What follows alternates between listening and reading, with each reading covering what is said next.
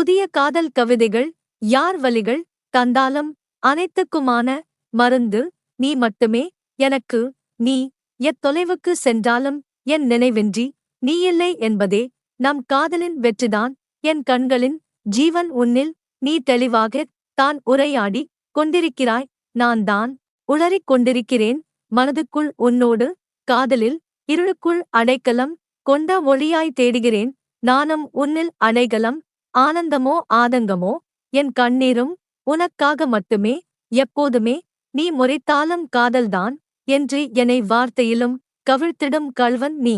கண்ணாடி குவளையாய் பாதுகாக்கிறேன் நம் காதலை. உடைந்தால் இருவருக்குமே ரணம்.